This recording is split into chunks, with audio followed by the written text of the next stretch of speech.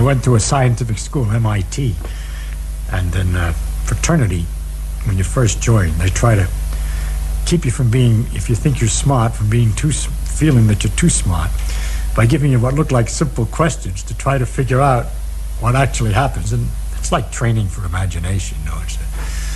It's kind of fun, and I thought I'd tell you some of them that I remember. I learned them. Of course, once you learn them, the next time somebody comes along with this wonderful puzzle, you look at them kind of quietly, you wait 2 or 3 seconds or 5 seconds to show that you were thinking, and then you come up with this answer to astonish your friends. But the fact was, of course, that you were trained by your fraternity brothers as to how to answer these things early on. One of the questions we got was the problem about the mirror. It's an old problem. You look in a mirror, and let's say you part your hair on the right side. Then you look in the mirror, and the image has got its hair part on the left side. So the image is left to right mixed up. It's not top and bottom mixed up, because the top of the head of the image is up there at the top, and the bottom of the feet is at the bottom. And the question is, how does the mirror know to get the left and right mixed up and not the up and down? You'll get a better idea of the problem if you think of lying down and looking at the mirror. All right, your hair is still on the left side, and now the left and right was the up and down, whereas the up and down, which look okay, was the right and left before. And the mirror somehow figured out what you're going to do when you're looking at it. So to describe in a sort of symmetrical way what a mirror does, that it doesn't look lopsided, that it takes left and mixes it up with right, and it doesn't do the same with up and down.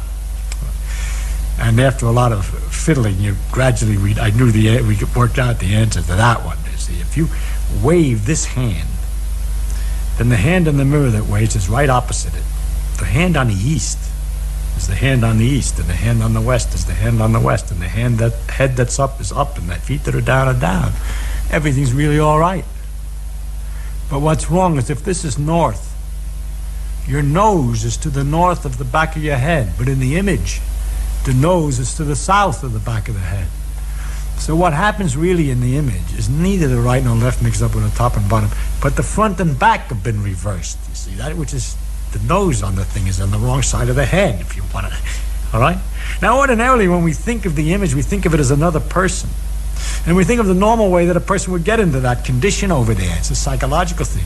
We don't think of the idea that the person has been squashed and pushed backwards, forwards with his nose and his head, because that's not what ordinarily happens to people. A person gets to look like he looks in the mirror by walking around and facing you.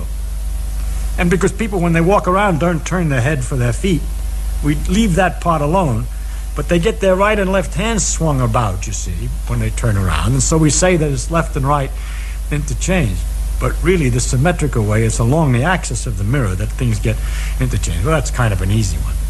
A harder one, and very entertaining, was what keeps a train on the track. A harder one, and very entertaining, was what keeps a train on the track.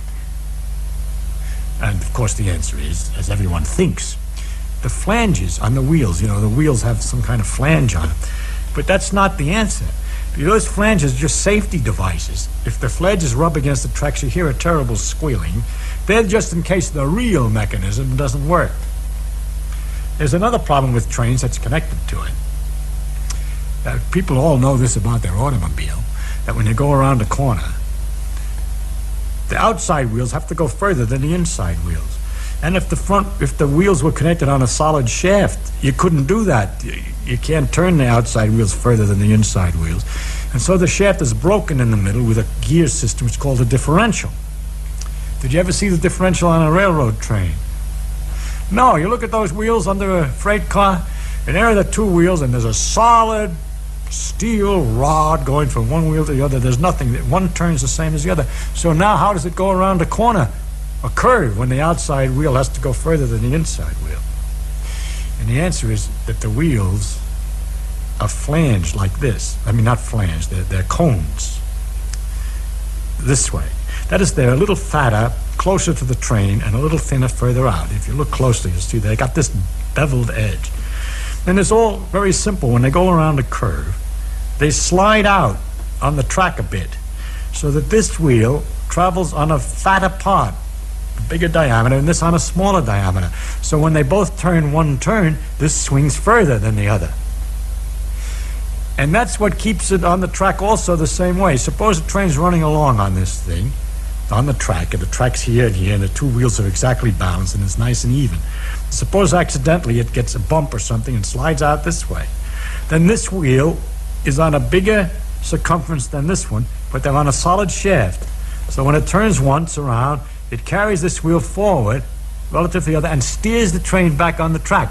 Of course, if it gets too far off on the other side, it goes back and forth, and it stays on the track because the wheels are tapered. The flange is safety.